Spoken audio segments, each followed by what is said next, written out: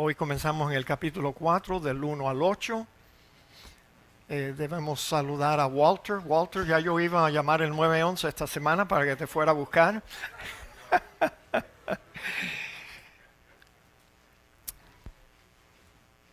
Bueno, mis amados hermanos, vamos a ponernos de pie y le voy a pedir a nuestro hermano Alonso que nos guíe en la lectura de este pasaje, el último encargo de Pablo a Timoteo.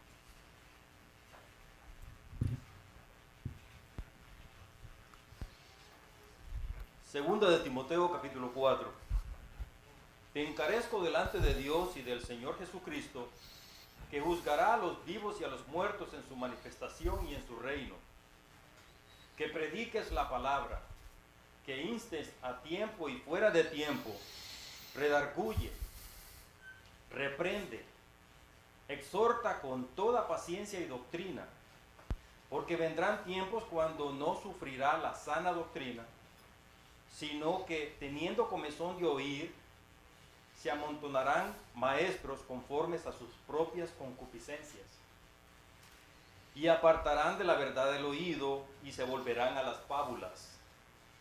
Pero tú sé sobrio en todo, soporta las aflicciones, haz obra de evangelista, cumple tu ministerio. Amén. Gracias, hermano. Oremos, hermanos. Padre, gracias te damos que nos encontramos aquí en este lugar este día. Nuestro deseo, Señor, creo que tú lo conoces. Queremos acercarnos a ti, queremos adorarte, queremos, oh Dios, pedir tu bendición sobre cada una de nuestras vidas.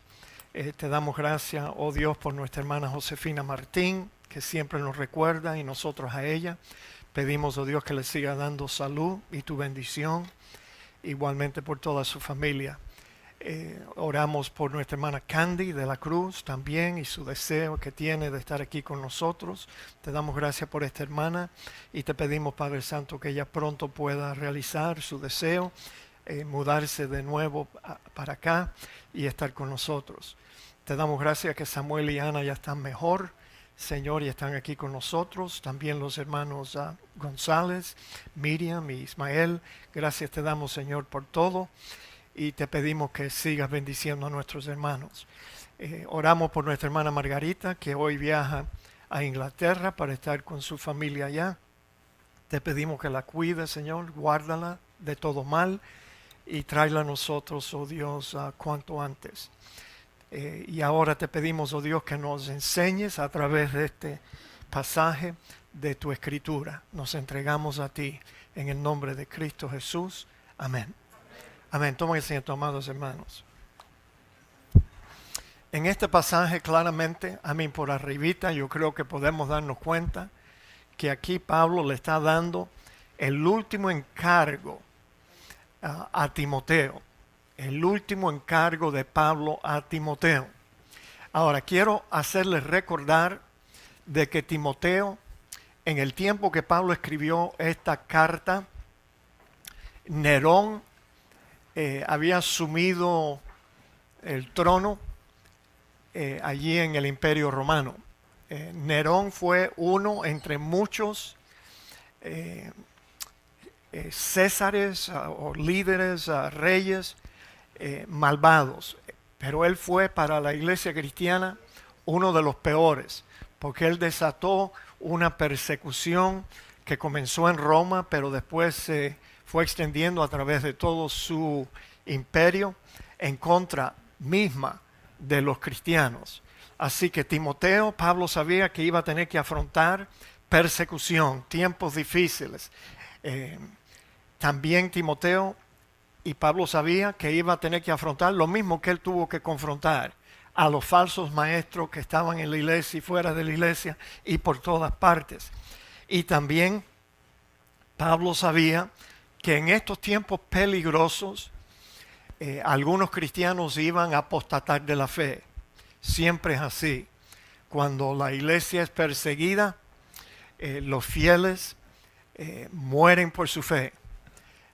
Pero los que están wishy-washy empiezan a deslizarse, empiezan a aparentar de que ellos no son lo que realmente son y van apostatando de la fe, apartándose también de las doctrinas que una vez fueron enseñadas por Cristo, por los apóstoles y fueron dadas a los santos. Entonces, mis amados hermanos, para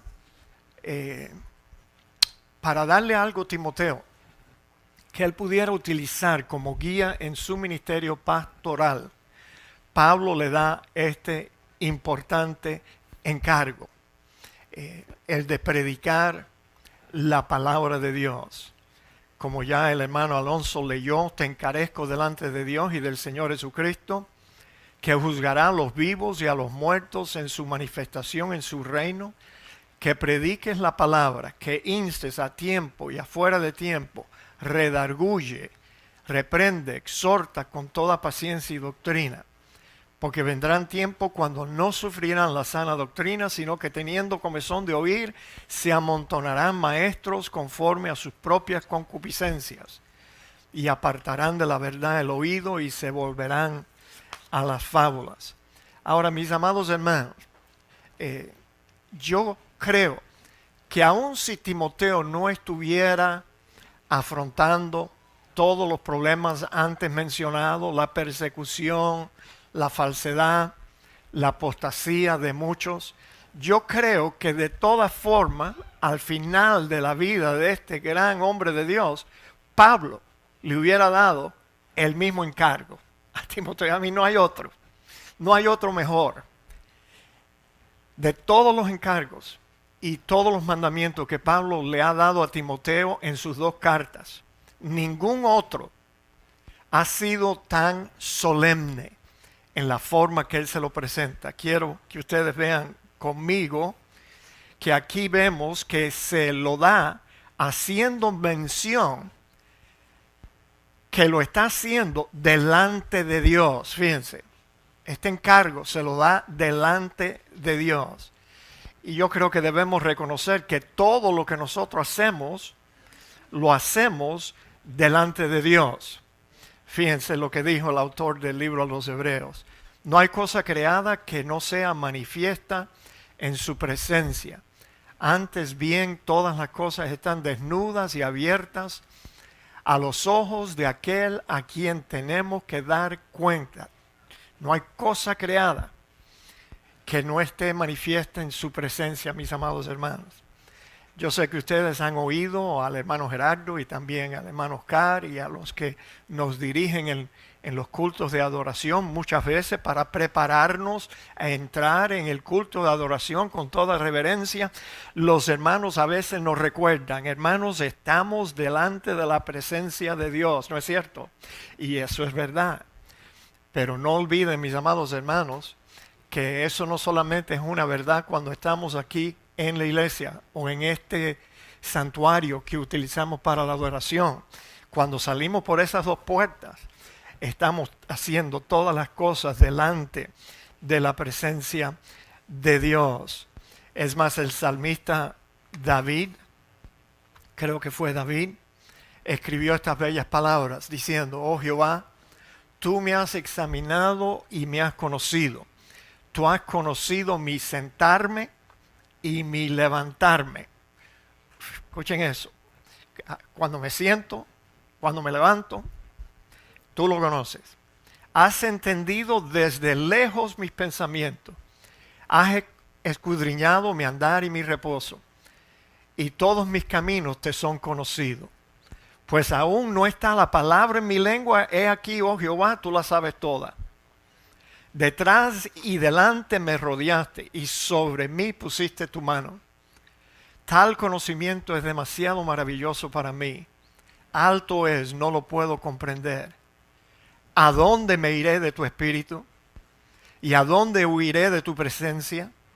Si subiera a los cielos, allí estás tú. Y si en el Seol hiciera mi estrado, he aquí, allí tú estás. Si tomare las alas del alba y habitar en lo extremo del mar, aún allí me guiará tu mano y me asirá tu diestra. Si dijere, ciertamente las tinieblas me encubrirán, aún la noche resplandecerá alrededor de mí. Aún las tinieblas no encubren de ti y la noche resplandece como el día. Lo mismo que son las tinieblas que la luz. Mis amados hermanos, Dios es omnisciente, omnipresente. Él lo ve todo.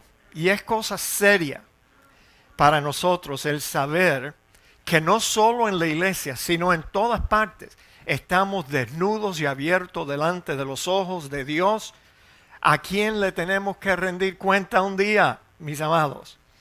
Luego Pablo también hace mención que no solamente le hace este encargo delante de Dios, pero también se lo estaba haciendo delante de nuestro Señor Jesucristo, el que juzgará a los vivos y a los muertos en su venida y en su reino.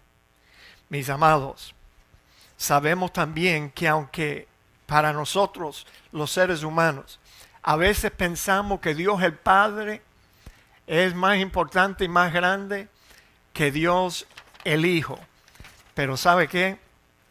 Dios quiso quitarnos a nosotros esa idea, diciéndonos que todo juicio nuestro va a ser llevado a cabo no por Dios el Padre, sino por el Hijo. Fíjate, yo creo que Dios nos dijo eso para, tú sabes, balancear nuestro pensamiento. Claro que Dios el Padre es grande, pero ¿sabe qué? El Hijo, Él es el que nos va a juzgar a nosotros. Y fíjate en este pasaje que Cristo le enseñó a sus discípulos. Porque el Padre a nadie juzga, sino que todo el juicio dio al Hijo, para que todos honren al Hijo. Aquí está el propósito. Para que todos honren al Hijo como honran al Padre. El que no honra al Hijo, no honra al Padre que le envió. Mis amados, también yo pienso que cuando hablamos del juicio, también es fácil para nosotros pensar que eso es algo que Jesucristo va a hacer con los incrédulos, pero no con nosotros los cristianos, ya que nosotros no tenemos que preocuparnos por eso, porque ya somos salvos, ya hemos sido perdonados, ya estamos bajo la gracia de Dios y Dios ha quitado el pecado y nos ha quitado la culpa de nuestros pecados y pensamos que el juicio es algo que Cristo va a hacer con los incrédulos, con los impíos. Pero a veces yo pienso que confundimos la verdad que nos dice que ya no va a haber condenación para los que están en Cristo Jesús y pensamos que eso quiere decir que ya no vamos a ser juzgados. Pero bueno, mis amados hermanos, no debemos de pensar así. No podemos confundirnos, pues la Biblia nos enseña que el juicio va a comenzar, el juicio de Dios va a comenzar con los de la casa. Fíjate, Dios primero juzga a los suyos. Después, tú sabes, a los que no le conocieron. En otras palabras, Dios va a someter a juicio a sus hijos primero. Y tú sabes, yo creo que ya ustedes están convencidos de que Dios es un experto haciendo todo lo que Él quiere hacer. Nadie le puede aconsejar, nadie le puede dar una mejor idea. Dios sabe cómo hacer las cosas. Y es por eso que yo pienso que pronto el juicio de Dios va a comenzar con su casa. Y yo creo que Dios lo va a lograr con la gran tribulación. Allí es donde Dios va a comenzar a quitarnos las arrugas, quitarnos las manchas. Y ese juicio, mis amados hermanos, viene pronto. Es una lástima que la mayoría de los cristianos en el mundo piensan que Dios no quiere que los cristianos sufran, que Dios no nos va a juzgar a nosotros y que Dios no va a dejar que la iglesia pase la gran tribulación, sino que nos va a rescatar antes de la gran tribulación. Yo dejé de pensar así, mis amados hermanos, hace unos 20 años atrás, 25 años atrás. La tribulación viene y nosotros la vamos a tener que afrontar y la vamos a tener que confrontar. Y algunos de nosotros hasta vamos a tener que rendir nuestras vidas por la causa de Cristo. Pero noten el juicio del cual el apóstol Pablo estaba mencionando en este pasaje. Tiene que ver también con este pasaje, porque es necesario que todos nosotros comparezcamos ante el tribunal de Cristo, para que cada uno reciba según lo que haya hecho mientras estaba en el cuerpo, sea bueno o sea malo. Quiero que noten conmigo que de este pasaje y de muchos otros debemos entender de que no todos los cristianos van a recibir la misma recompensa. Cuando Dios juzgue nuestras obras sobre lo bueno y lo malo que hicimos, lo bueno va a ser recompensado. Lo malo que hicimos va a restar, pues las bendiciones que Dios nos quiso dar. Conociendo pues el temor del Señor, persuadimos a todos los hombres, pero a Dios le es manifiesto lo que somos, y espero que también lo sea a vuestras conciencias. O sea, Dios sabe todo. La Biblia habla de que Dios tiene unos libros allá arriba, ni que a Él le haga falta tener a alguien allí anotando, los ángeles anotando. Ya Él lo sabe anyway, ya Él lo sabe. Él conoce lo que somos, Él conoce lo que hicimos. Y es interesante, mis amados hermanos, el hecho de que la Biblia claramente enseña que la salvación es por gracia y no por obras. Sin embargo, la misma Biblia enseña que cuando seamos juzgados, todo juicio en la Biblia está basado en nuestras obras, como leímos aquí, en lo bueno y lo malo que hicimos. Ahora, ¿cómo podemos compaginar eso, arreglar eso en nuestra mente? Facilito, mis amados. Yo creo que Dios dice, enséñame tus obras y yo te diré quién tú fuiste. Si fuiste un buen cristiano o si fuiste un mal cristiano, si fuiste cristiano aún o si no lo fuiste. Nuestras obras claramente van a demostrarle a Dios lo que fuimos. Ahora, regresando a nuestro texto, el apóstol también correctamente hace mención que este juicio se llevará a cabo de vivos y muertos en su manifestación y en su reino. Y el verbo que fue traducido aquí por juzgará, más literalmente debe de decir, está cercano su juicio. Está cercano su juicio.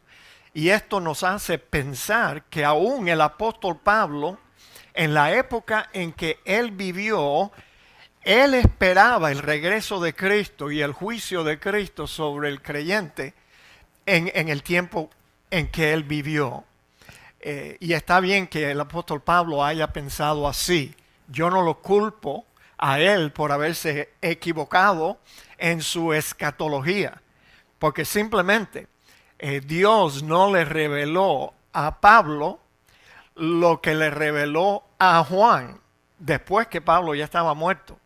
Le reveló a Juan. Si Pablo hubiera tenido la información que Dios le dio a Juan allí en la isla de Patmos, me refiero al libro de Apocalipsis, entonces el apóstol Pablo no hubiera estado esperando el juicio, la venida de Cristo durante su época. Lo que debemos enfocar, mis amados hermanos, en esta mañana es que Pablo, para enfatizar la importancia de este último encargo, le menciona a Timoteo que se lo estaba dando delante de la presencia de Dios y de nuestro Señor Jesucristo, que viene pronto para juzgar a los vivos y a los muertos en su segunda venida y en su reino. Por favor, mis amados hermanos, fijémonos en la solemnidad de este encargo, cómo Pablo se lo presenta a Timoteo. Porque si no enfocamos la solemnidad, vamos a perder algo importante. Persecución, falsedad, apostasía, todo eso. Y entonces el apóstol Pablo le da a Timoteo este solemne encargo. pero se lo hubiera dado, como ya dije, aun si Timoteo no estuviera teniendo que afrontar persecución, falsedad y apostasía. Yo creo que le hubiera dado el mismo encargo y se lo hubiera dado con la misma solemnidad. Permítanme parafrasear el encargo que Pablo le da, este primer encargo en este pasaje.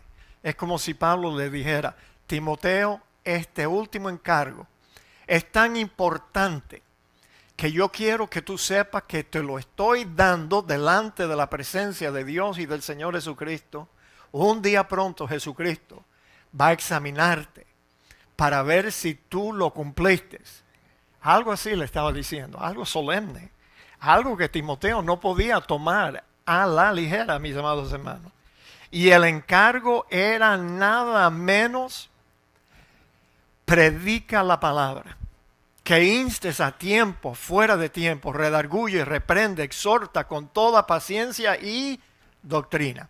Fíjate, lo vamos a ver en dos otras versiones. Que vaya, dice más o menos lo mismo. En la Nueva Versión Internacional, ellos lo interpretaron de esta forma: predica la palabra, persiste en hacerlo, sea o no sea oportuno, corrige, reprende y anima con mucha paciencia, sin dejar de enseñar. Bueno, quizás esta no sea la mejor de las tres interpretaciones, pero la versión Dios habla hoy del mismo encargo dice: te encargo mucho que prediques el mensaje y que insistas cuando sea oportuno y aun cuando no lo sea.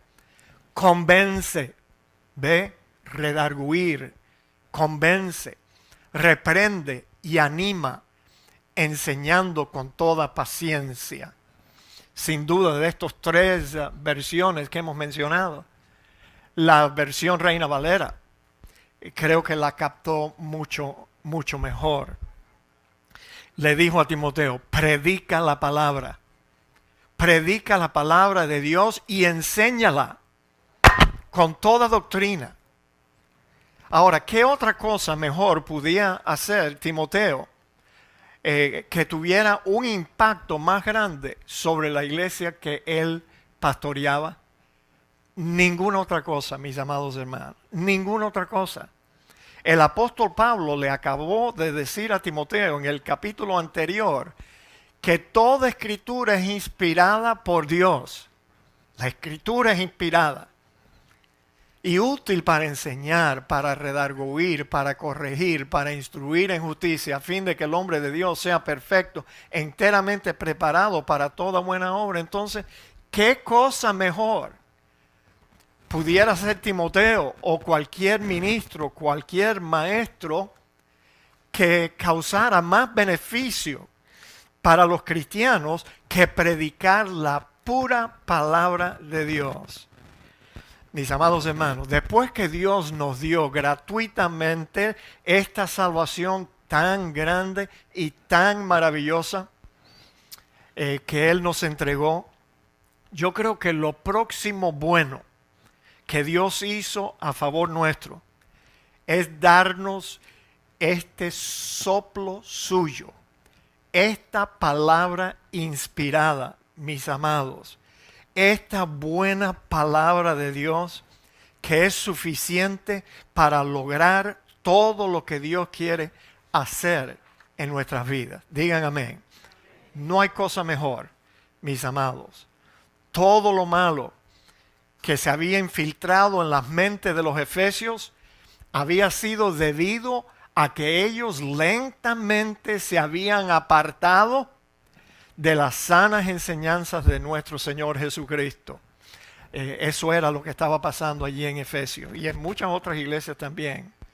Por tanto, lo único que podía enderezar una iglesia torcida era el obligar a esos creyentes a encararse en cada reunión, cada vez que ellos se reunían, encararse con la palabra de Dios, mis amados.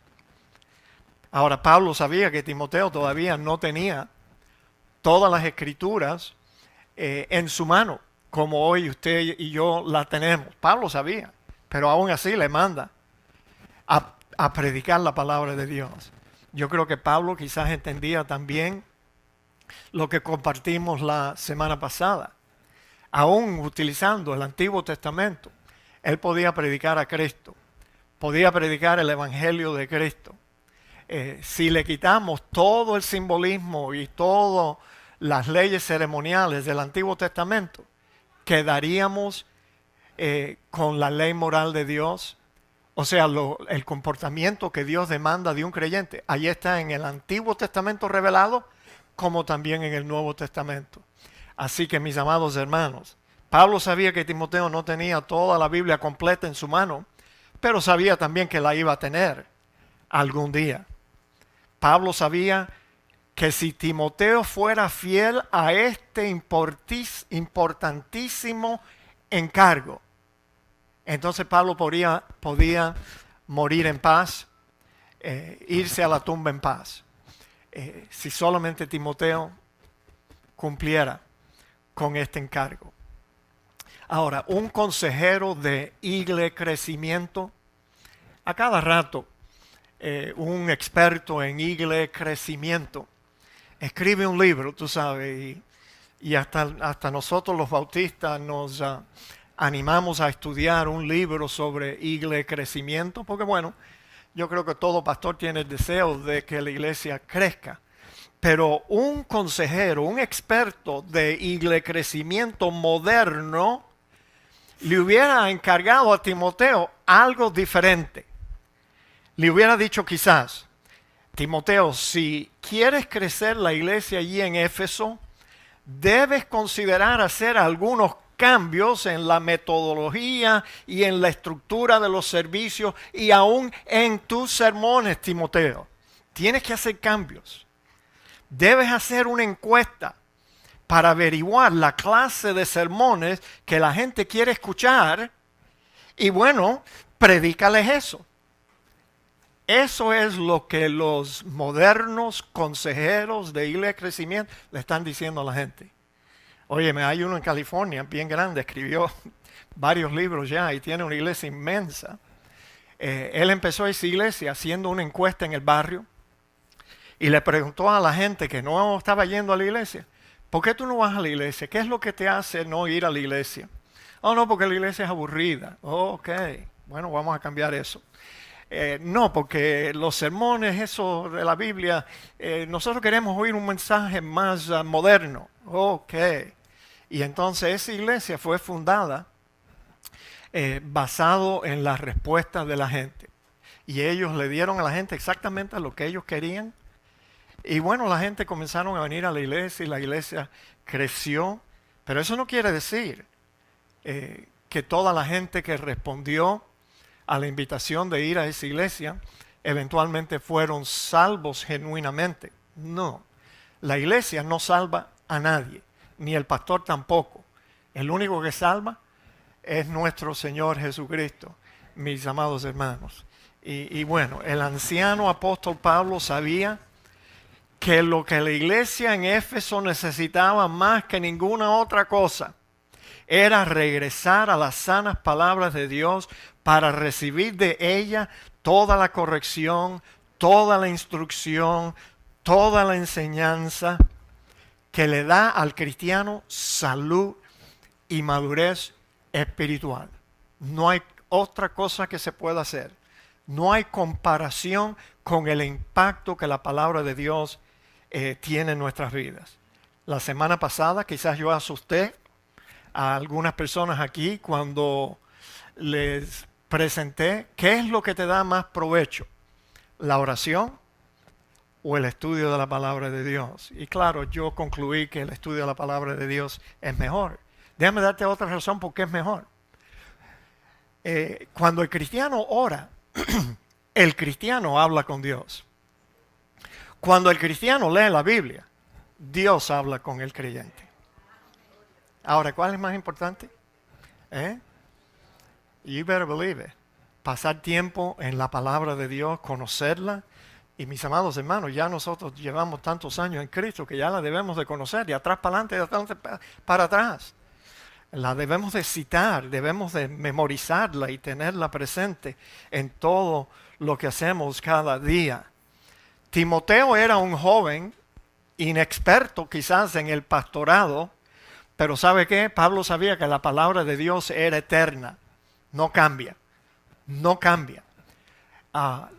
Las culturas cambian, la sociedad cambia, pero la palabra de Dios es eterna, no tiene ningún cambio y aprovecha en cada generación. Mis amados, hace bien. Timoteo no era una persona fuerte e impotente, quizás como lo era el apóstol Pablo, pero la palabra de Dios, mis amados, es fuerte, es poderosa. La palabra de Dios es como una espada de dos filos que penetra, tú sabes, y no le podemos esconder nada a la palabra de Dios.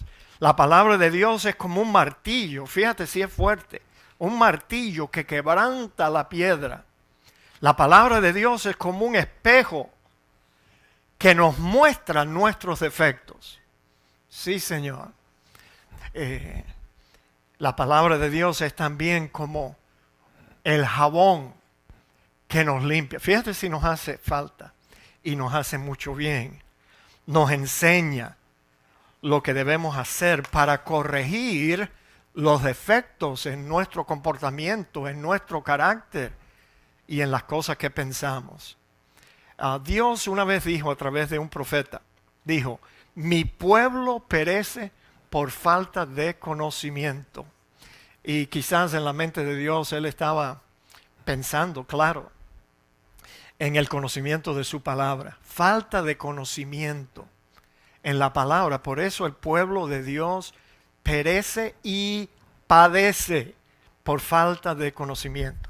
Y esas palabras que Dios dijo hace muchos siglos atrás son más ciertas hoy en día que cuando Dios primero se las sopló a ese profeta. La iglesia de Cristo hoy en día está raquítica, está en la peor condición. No puede haber una condición peor. Amén. Cuando leemos la epístola primera de Pablo a los Corintios, que fue dirigida a la peor iglesia que Pablo había fundado, y comparamos las cosas que estaban sucediendo en la iglesia de Corinto allá en el primer siglo, fácilmente nos podemos dar cuenta que la iglesia en los tiempos en que nosotros estamos viviendo está peor que Corintios. Peor 1000 veces, mis amados. Y Cristo está a la puerta. La tribulación está más cerca todavía, mis amados hermanos. Así que solo hay una esperanza. La misma que Pablo al cabo de su vida sabía que era la única esperanza para enderezar la iglesia en Éfeso, mis amados. Predica la palabra, Timoteo, predícala a tiempo y afuera de tiempo.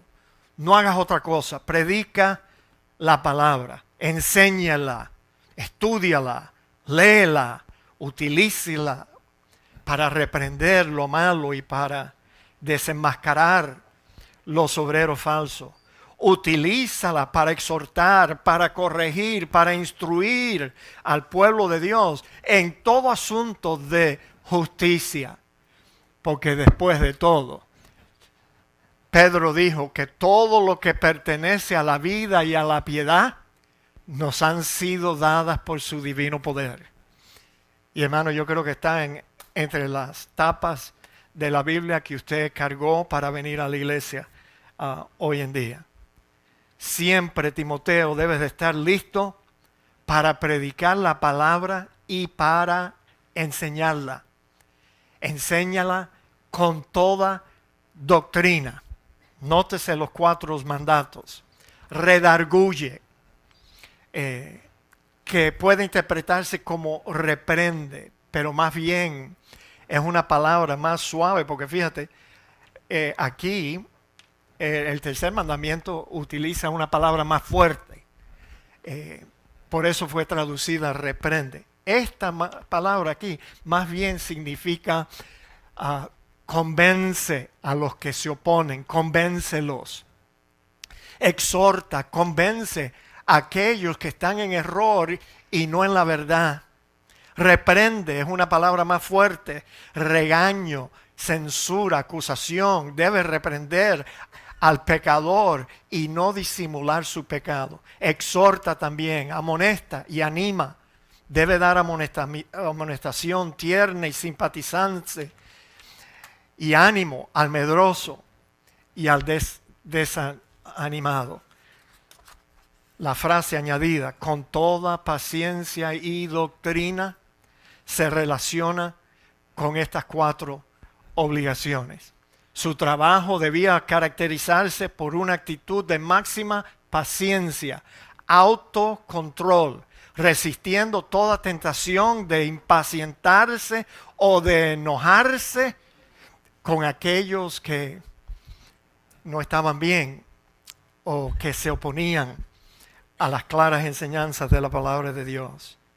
Para ser útil, la reprensión y la exhortación debía de acompañarse de toda doctrina, de la instrucción y la enseñanza sana de la verdad.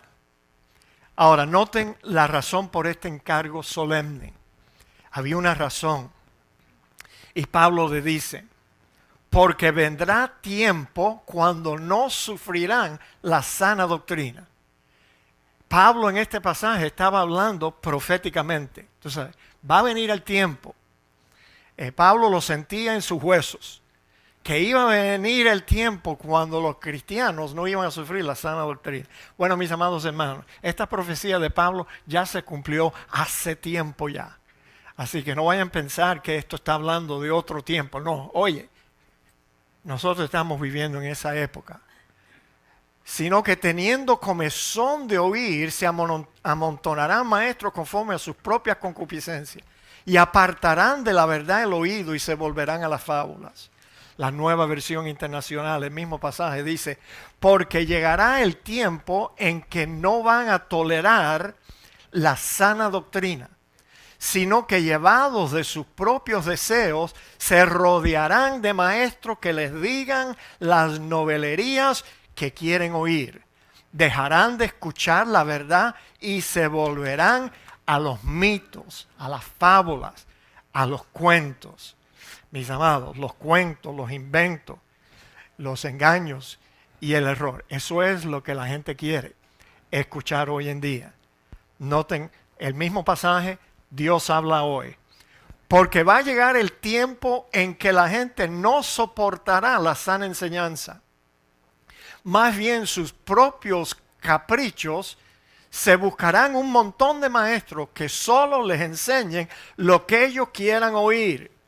Darán la espalda a la verdad y harán caso a toda clase de cuentos. Hoy en día los cristianos están basando lo que ellos creen por medio de los testimonios que ellos oyen en la radio. Cuentos inventados. Todavía peor, si fueran verdad, pero no son verdad. Son cuentos ficticios, pero ellos están basando su concepto de Dios por estos cuentos que ellos oyen en la radio. Mis amados, no obstante, fíjate, si estamos viviendo en estos tiempos ya, que solamente toma a un apóstol que tiene 7 programas a la semana en Radio Oscuridad y 7 programas más en la 1080. Tú sabes que las 2 emisoras son, los dueños, es un solo dueño para esas 2 emisoras. Solo toma un apóstol que tiene ese número de programas allí, que levante el teléfono y le diga, oye, si ustedes no le tapan la boca a este señor que está predicando, no debe estar predicando doctrina en la radio. Bueno, yo no sé cómo predicar de otra forma, te digo la verdad. Pero yo me imagino que alguien debió de haber llamado, tú sabes, porque la peor amenaza para un falso maestro es que alguien se pare delante de un micrófono en la radio y le diga a la gente la verdad. Eso es una amenaza. para ellos, su imperio. ¿Cómo ellos van a seguir engañando a la gente si la gente está escuchando la verdad? Bueno, mis amados hermanos, qué lástima. La afirmación profética de Pablo es claramente una descripción de la condición que caracterizará no solo al mundo en general, sino a la cristiandad profesante. Eso es lo triste. La misma iglesia va a rechazar la verdad. El tiempo vendrá cuando los cristianos profesantes no sufrirán, no tolerarán la sana doctrina, la enseñanza sana, útil y práctica de la palabra de Dios, que lo único que hace es dar salud. Encontrarán la verdad de Dios intolerable debido a que sus demandas son contrarias a los deseos que ellos tienen. Esos cristianos son descritos como aquellos que tienen un comezón de oír. O sea, llevan años en la iglesia, oyendo y oyendo y oyendo, y señala quizás también el incesante deseo que tiene la cristiandad por oír algo nuevo y novedoso. Es por eso que de vez en cuando se oye, tú sabes, acerca de la unción fresca. Fíjate para eso, unción fresca. Pues yo me imagino que nosotros estamos podridos ya, tú sabes. De fresco no tengo nada. Antes yo era fresco, pero de fresco no tengo nada. Pero tú sabes, el mundo está buscando oír algo nuevo. Son como los griegos, tú sabes, que siempre están procurando oír algo nuevo, novedoso. Anhelan excitación placentera. El tener sus oídos halagados por las últimas fantasías y especulaciones de los grandes apóstoles y profetas modernos. Eso es lo que el mundo cristiano busca. Apenas han disfrutado de la última novedad y ya es echada a un lado como anticuada y gastada y comienzan a buscar por otra. ¿Qué más van a inventar? Yo me pregunto, tú sabes. Porque mira, yo llevo 39 años en Cristo por la gracia de Dios. Oye, yo he visto invento tras invento y sueltan inventan otro, inventan otro, inventan otro. Yo creo que ya la iglesia llegó a su colmo de la invención. Tú sabes, con la confesión positiva, confiésalo. Tú eres un Dios. Tú no tienes que esperar que Dios te dé las cosas que tú deseas. Decláralo, confiésalo. Yo me imagino que ese va a ser el último invento, porque ¿qué otra cosa van a inventar peor que esa? Si Dios no te da lo que tú le pediste, decláralo. Tú eres un Dios. No tienes que depender de Dios. Decláralo tú. Mis amados hermanos, ¿hasta dónde vamos a llegar con el engaño?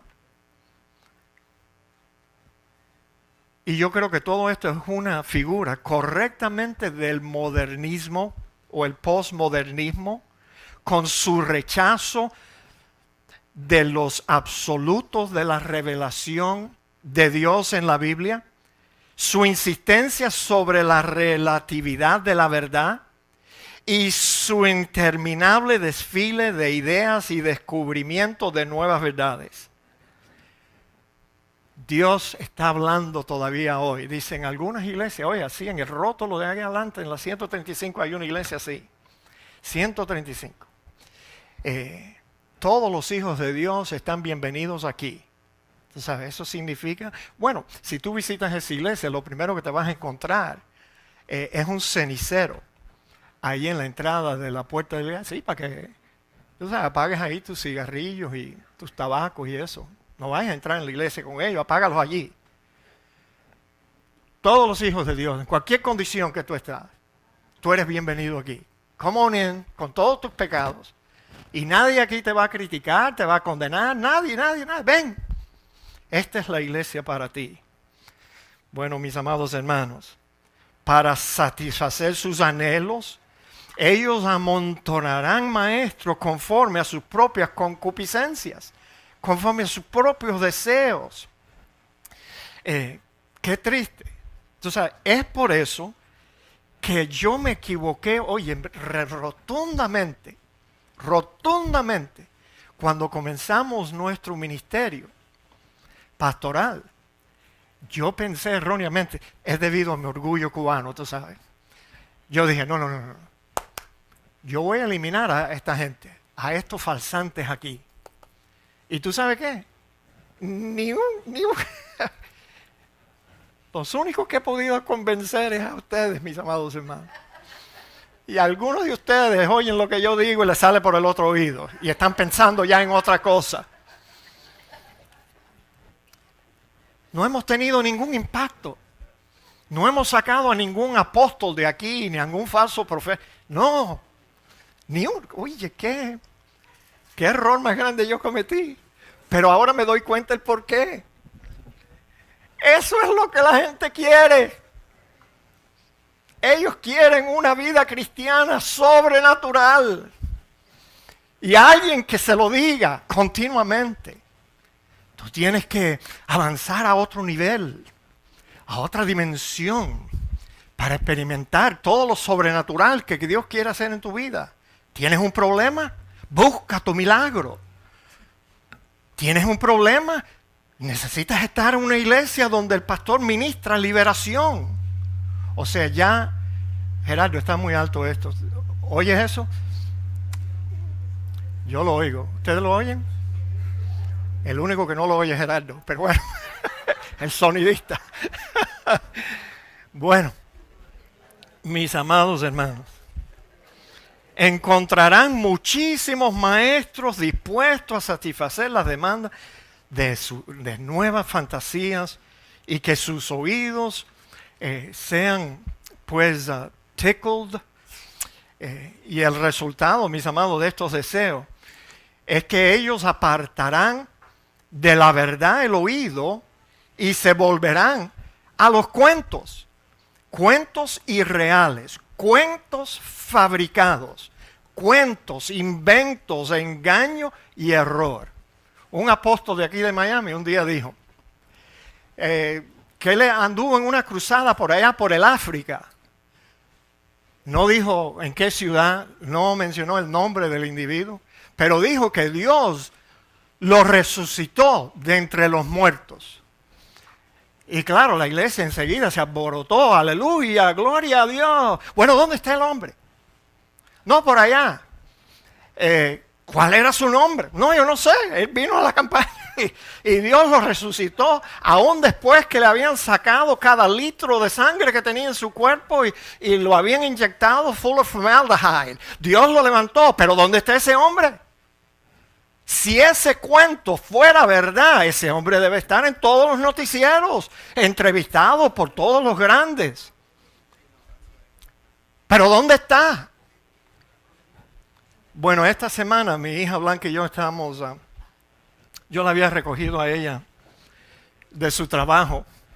Todavía mi hija Blanca no maneja. No se preocupen, yo les voy a avisar cuando ella pase su examen. Para que ustedes tengan cuidado.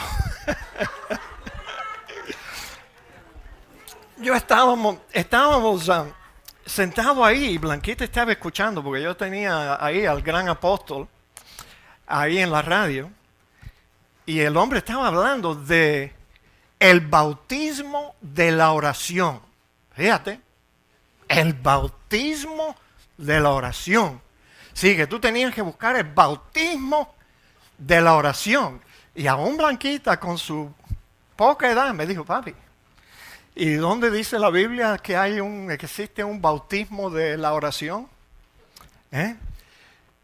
Y yo le dije, mira, eso es un cuento, un invento. Bautismo de la oración. Y entonces, tú sabes, pero se podía oír en la radio, escuchen, se podía oír en la radio a The Cheerleading Squad, que el apóstol tiene ahí delante, ¿se acuerdan? Las mujercillas esas, que secretamente están ilusionadas, enfatuadas, hasta enamoradas del gran apóstol. Ellas oyen a ese hombre decir el bautismo de la oración y enseguida tú las oyes diciendo, ¡amén! ¡Gloria a Dios! Un invento. No hay tal bautismo de la oración, mis amados hermanos. Y luego el mismo engañador comienza a hablar de lo bueno que es estar bajo la cobertura de un apóstol.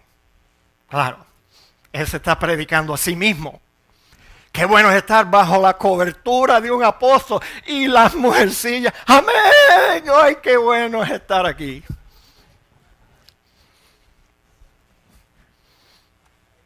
Mis amados, debido a que los predicadores fieles a las enseñanzas de el Señor Jesucristo no satisfacerán los oídos con lo novedoso, lo fantasioso, deliberadamente se alejarán de tales maestros y se volverán a las fábulas, a los testimonios fabricados.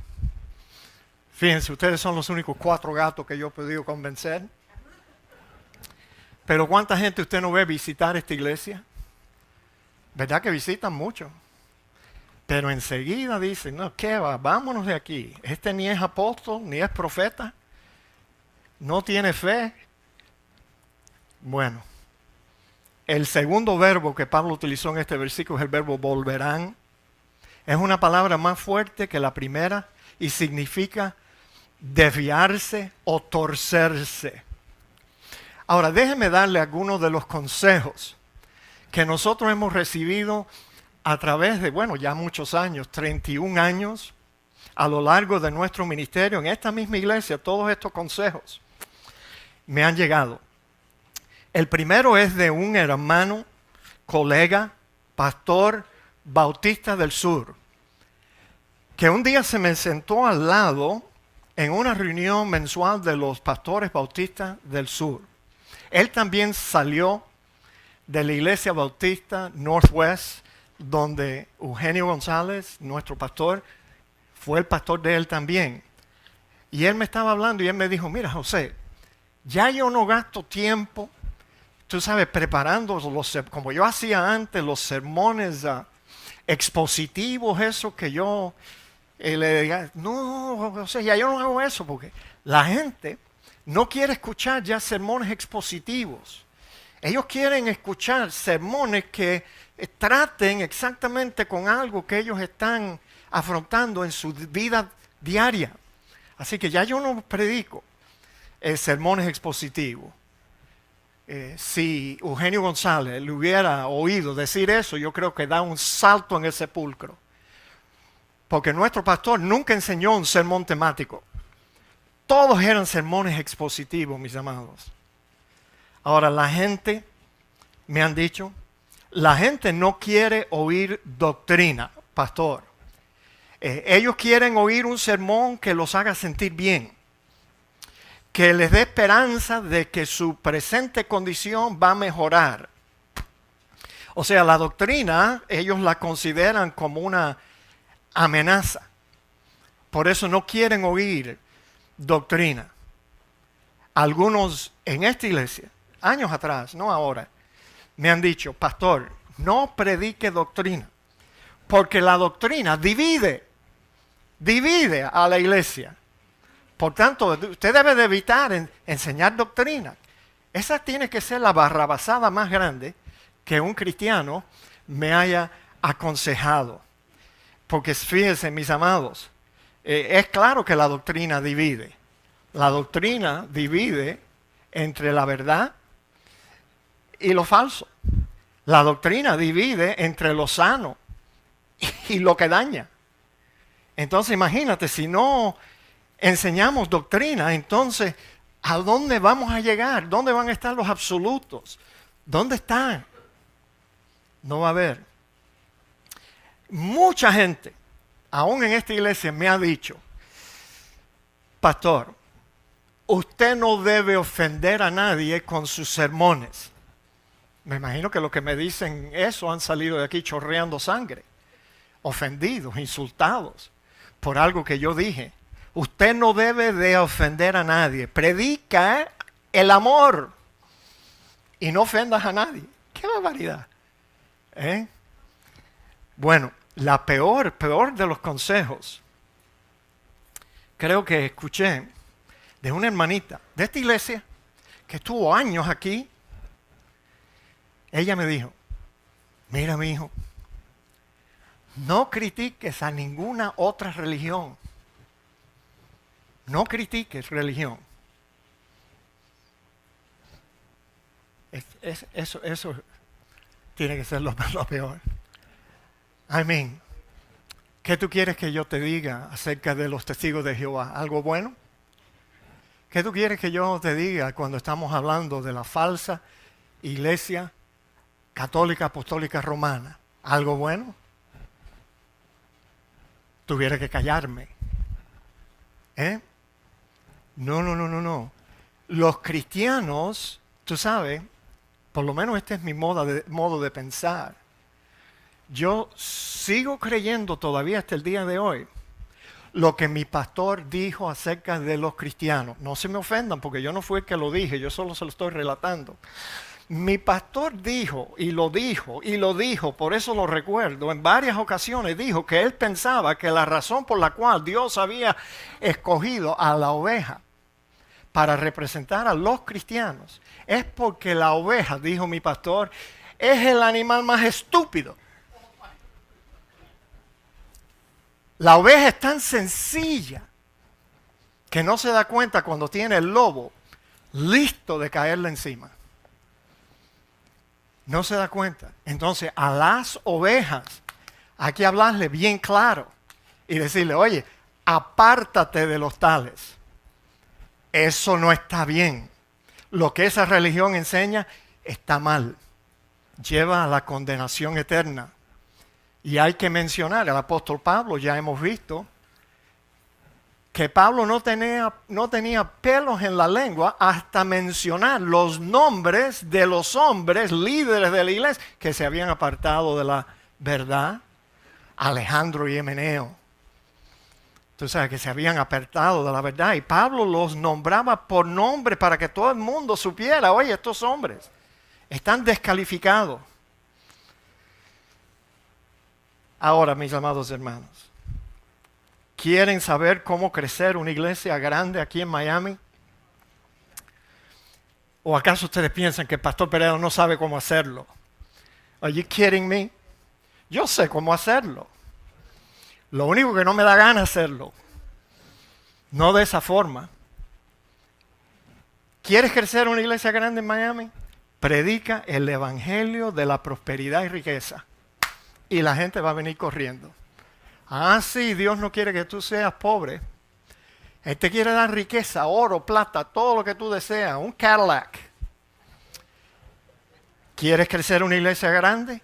Enseña que Dios no quiere que sus hijos estén enfermos. Fíjate qué barbaridad. Que Dios no quiere. Si Dios es el que te enferma, ¿cómo que Dios no va a querer que sus hijos estén enfermos? Pero predica que Dios te va a sanar milagrosamente cada vez que tú te enfermas. Así que no tienes que comprar seguro. Yo creo que esa es la razón por la cual muchos cristianos no compran seguro. I mean, they should buy seguro ahora, de Obamacare, aunque sea. Pero no, ¿qué voy a yo gastar dinero en seguro médico si Dios es mi sanador? Y Él me va a sanar milagrosamente cada vez que yo me enfermo. Sí, un día te voy a ver en una caja. Mis amados, ¿pero quieres crecer una iglesia grande? Predica el evangelio de la liberación. Eso es lo que la gente quiere. Quieren un ministro que sepa ministrar liberación a los cristianos. Liberación de todos tus problemas, de todo lo que está mal en tu vida. Liberación. Dile a la gente que Dios va a hacer un milagro en su vida. O sea, pon un letrero aquí enfrente en North Miami que diga, ven y busca tu milagro. Esa es la forma de crecer una iglesia aquí en esta ciudad tan perversa. Predica acerca de la guerra espiritual. Los cristianos les gusta los sermones acerca de la guerra espiritual, que les dice a los cristianos, todo lo bueno que sucede en tu vida, eso lo recibiste de Dios. Pero todo lo malo que sucede en tu vida es un demonio que tiene agarrado por una pata. Y entonces tú necesitas que alguien te libere de ese demonio. ¿Quieres crecer una iglesia grande aquí en Miami? Anuncia que Dios es poderoso. Pon un letrero ahí al frente. La iglesia donde Cristo, donde Dios es poderoso. Y luego camina un poquito más adelante, vas a encontrar otra iglesia que dice, la iglesia de Jesucristo, todopoderoso. O sea, no es tan poderoso aquí como lo es allá. Y no, sigue caminando por la calle, vas a encontrar una iglesia que tiene un rótulo que dice, Dios es omnipotente. ¿Qué más grande puede ser eso? Pero eso es lo que la gente quiere. Un Dios todopoderoso, omnipotente, que pueda resolver todos los problemas que los cristianos nos metemos.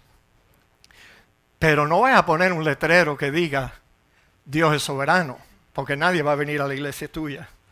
Si tú pones un letrero, Dios es soberano, nadie va a venir. Enseña en la radio cómo echarte a Dios en tu bolsillo. Y pronto vas a tener programas radiales en 24 naciones internacionales. Enseña la confesión positiva. Ese es el último invento. Que todos nosotros somos dioses y que declarando con nuestra boca lo que deseamos, eso mismo que tú declaras con tu boca va a llegar a ser una realidad. Predica eso para que tú veas que vas a tener una iglesia grande. Enseña acerca del poder de la oración. El poder de la oración. Sí, la oración tiene poder. ¿Quién te dijo que la oración tiene poder? Eso es un engaño. Un engaño. Porque el poder lo tiene Dios, a quien tú y yo oramos. La oración no tiene ningún poder. El poder lo tiene Dios. Y tú y yo tenemos que aprender cómo acercarnos en oración a ese Dios para recibir lo que Él nos quiere dar. Mis amados, pero poder en la oración. You gotta be kidding. Eso es una barrabasada. ¿Quieres tener una iglesia grande? ¿Por qué no hacemos tumbaditos aquí todos los domingos como hacen en otras iglesias? Vengan que les vamos a ministrar. Te vamos a ministrar. Porque Dios te dejó atado. Te salvó, pero todavía te dejó atado. Y nosotros te vamos a liberar aquí con un tumbadito. Fíjate qué fácil. Y ni siquiera te vas a hacer un chichón en la cabeza cuando te tires para atrás. Porque vamos a tener a 2 hombres fuertes allí que te dejen caer suavecito. Tumbaditos. Y los cristianos quieren oír esa basura. Porque oye, no tienes que hacer ningún cambio en tu vida. Puedes seguir comportándote como un puerco. Pero te vas a sentir bien cuando te caes para atrás así. ¡Qué rico! Pero eso no va a resolver nada. Ahora, ¿qué dirán estos engañadores de una iglesia como la nuestra? Dirán que este servidor no cree en milagros. Eso es lo que ellos dirán, mintiendo. Ellos dirán que no tenemos fe. Dirán que nuestra iglesia es aburrida. Dirán que Dios no está aquí. Dios no está aquí. Y dirán que no tenemos el Espíritu. No, no tenemos el Espíritu. Los bautistas no creen en el Espíritu Santo, dicen por ahí. No. De veras que no. Creemos en Blancanieves y los 7 enanitos. En eso es lo que nosotros creemos. Ahora, noten el cumplimiento del encargo. ¿En qué forma? Timoteo debía de cumplir con este encargo. Dice, pero tú sé sobrio en todo, soporta la aflicción, haz obra de evangelista y cumple con tu ministerio. Aquí están las 4 cosas. Mira, la primera, Timoteo, este encargo que yo te estoy dando, cúmplelo siendo sobrio en todo. Esa palabra en el idioma original principalmente tiene que ver con no estar bajo la influencia de un intoxicante, o sea, no emborracharse. Pero ser sobrio en su interpretación más amplia es una persona que es de mente clara, tiene una mente balanceada, equilibrada, una mente alerto y calmada que puede enfocar. Sé sobrio en todo, le dice. Soporta las aflicciones, le dice Pablo a Timoteo.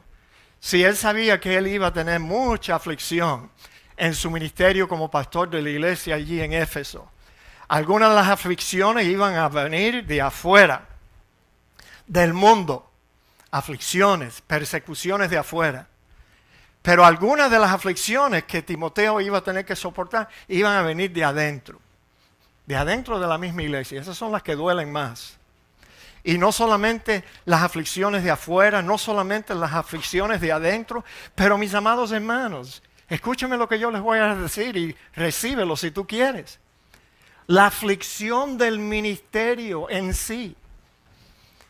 O sea, yo no creo que exista un oficio, un trabajo que sea más estresante que la de un pastor. Fíjate, el otro día el hermano Roberto Domínguez predicó aquí en nuestra iglesia un sermoncito. Se alargó demasiado, pero bueno, lo hizo más o menos bien. Y tú sabes, ¿se acuerdan lo primero que él dijo, Alonso? ¿Te acuerdas? Ay, hermano, yo me siento un poquito nervioso. Yo no quise decirle nada, tú sabes.